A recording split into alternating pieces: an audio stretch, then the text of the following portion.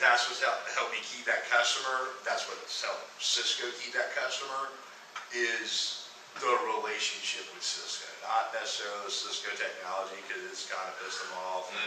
Again, a fluke, you know, not dogging you guys. Right? It's an anomaly, you know, whatever it happened. But having that relationship and being able to get Rick on the phone and Rick involved and getting these steps moving forward to, I mean, this customer, they were, you know, looking at a person in a virtualization deal with us, and they were going to do everything with us except buy the servers, the UCS servers, because they're call manager server, which again, totally different. It's the HP, your IBM, you know, OEM server. They were just pissed off at Cisco and that part of it, and it took a, you know, it took a good amount of work amongst, you know, the folks on the bus, myself, Rick, Joel, King, you know, to get them to sign off on that. We're looking to hold you guys accountable and looking for you to do the same thing. Crack the door open, bring us into an account, find a lead, and then ask us for one factor. Start to have that discussion, that two-way street of how we're mutually accountable for each other's business drivers. Right? Be visible. It's so simple. A lot of what we do, guys, is we're not saving lives, thank God. Right? People are not on the operating table. Well, actually, I'm a healthcare kind of guy, so. But I do want to, as being the new guy, I mean, I don't want to bring Amy into a meeting that I really don't know that I should, but if I have an opportunity to bring you into a new account, and I really, you know. Well, tell her that. Tell her, you know what? I mean, is it worth your time to do wasting your something? time? You know, if it's a sizable account, like, let's just say it's Blue Ridge Electric, I mean, would that be worth coming in? No offense to you, it doesn't matter if it's worth her time. You send her an email, Well, and then she can decide if it's worth her time. Right. She at least knows you're out there meeting with people. You know what I'm saying? And you want to communicate with those reps to where you have a relationship to say, you know, I don't know about this. This might be a waste of everybody's time.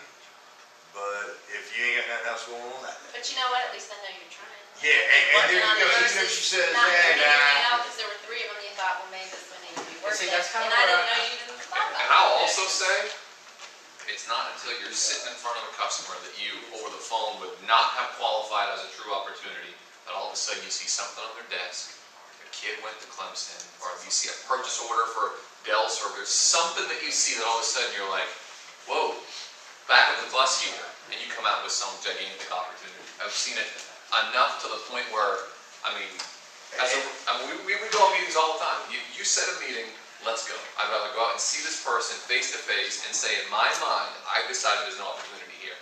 No offense, but I want to make that call. It's in my territory.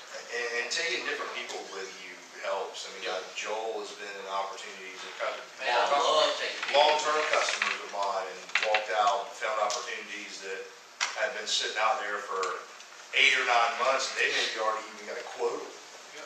And I didn't know about it. It necessarily wasn't something that's Cisco related or whatever, but something that is, you know, we do. Different perspectives, different people, right? So communicate early, communicate often, drive accountability, be consistent, and always remember the what's in it for me, which is going to keep tying back to what's different about you, about your company, about you as a person, right? About how you want to work with the reps, about what you're going to deliver. Right, and understand that for everyone, I mean, guys, we have these same metrics. We have to sell this stuff together for us both to be successful. It's not like we don't want, you know, we only win when you win, right? So we're all moving forward in the same direction. It's a matter of what's that return on effort, not return on investment, not return on anything else. Return on effort. The most precious resource we have is our time. Period. It's not our resources, it's not our SEs, it's not our project, it's our time. What you choose to do with that time during those business hours is going to define who you are and how successful you are. Which is what we talk about. What's your plan for the week? What's your plan for the month? Are you in the back of your mind? And we were going to talk about the transactional business versus the strategic business, because to Trevor's point, that's different. You might have 3 opportunities worth $75K a pop, and you've got a 75% close rate in those. What are you doing in your time to balance these things? Is that little spider sense going off in the back of your head going, I'm about to close this deal, it's gonna make my quarter, and I've got nothing in the pipeline. Right? I can fool myself into thinking that I'll be able to figure this out, but realistically, there is no qualified deal in the pipeline for the next 90 days. Are you ignoring that? Right? Are we sitting down with your bus riders saying, here's where I'm gonna make that key investment, here's who can help me find some quick hits? Well, I think that's one thing, guys, and again, to speak to the growth of the relationship between Cisco and AtNet is, maybe in the past, between that, I can't speak to AtNet here, but at SBI, that was going on, AtNet it might have been. That's not something they're allowing us to do, a lot of the changes that have been made over the course of the last 12 months. They're not allowing us to kind of sit back and not be prepared. They're grilling us about it, they're making us work for it. We're bitching and pissing and moaning about it the whole way and fighting and arguing it, but it does help. Yeah, it does. Yeah. You know, one of the things that, I mean, because we do so many things, one of the things that I'm trying to challenge myself to do, and it's something that we talked about years ago, and that's the whole heat map and calendaring everything that's in the environment, so that it also makes that guy that we're talking to look good, because we can give them a deliverable that says, hey, look, I'm on top of my gig. I got everything that I know that needs to happen within my organization, and it's a workable document that can also help me better understand what my business is going to be over the years to come kind of thing. We are absolutely going to go there next, Joseph, as a demand gen best practice. But one of the other best practices around time management is look at any one of our calendars. I'll pull mine up for you here. Like, everything is color coded.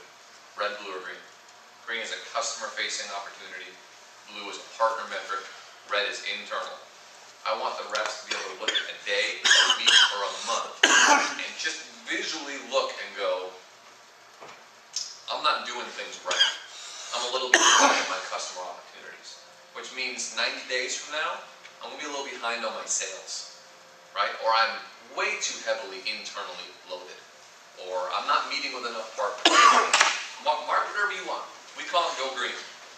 Have something for your personal stuff, something for internal, something for partners and customers. And just be able to self-manage and self-regulate where you're spending that time and what that return on effort is. Right? Just do little things like that. And again, come up with a plan.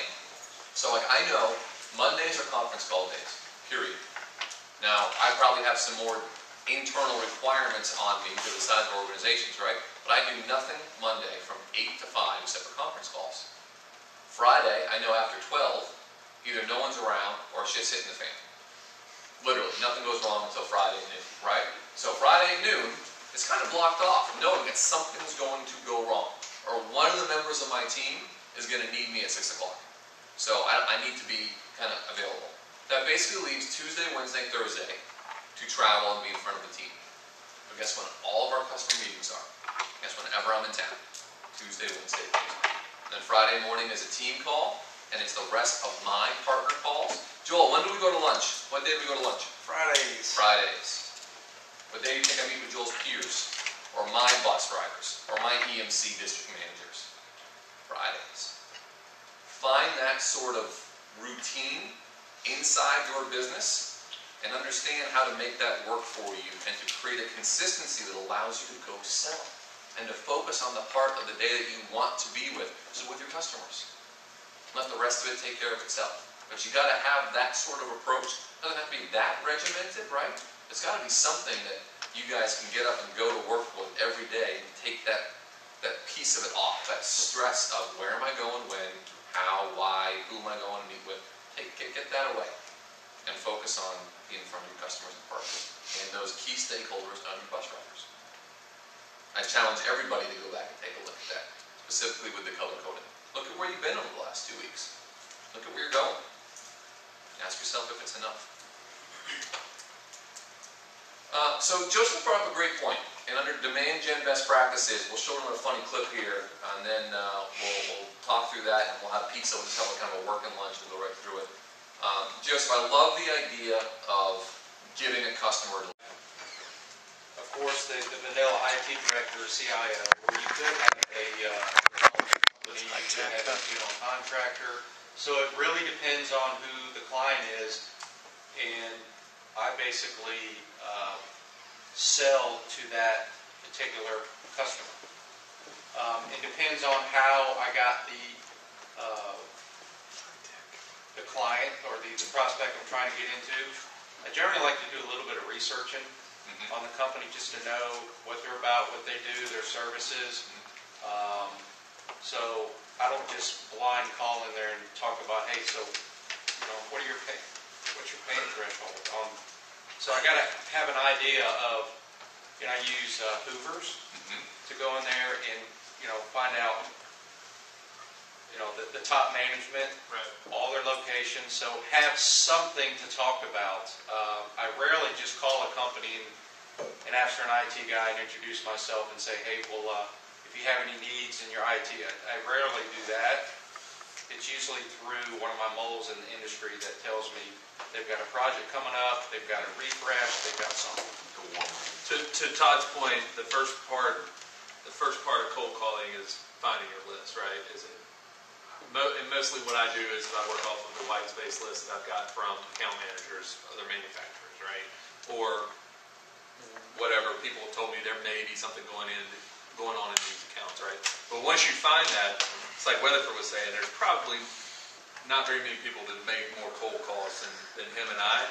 But I tell you what, the one thing that I learned from Rick is probably the most aggressive cold caller I have ever been around. And what I mean by that is like, you don't worry about hurting people's feelings when you're making these cold calls.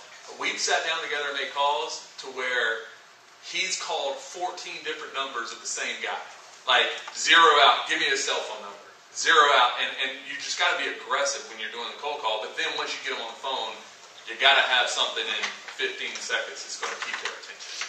And 9 out of 10 times, what I say is your name is passed to me by one of our Absolutely, lie to them. our largest Absolutely. business partner, Cisco Systems. Because it's easy. To touch base, because as soon as you say Cisco, Yeah. they kind of forget about AtNet. I mean, I've got Make one up customer- promotions that you're calling them. Yeah. You know what I I mean? got one customer that we signed an SLA2 with us.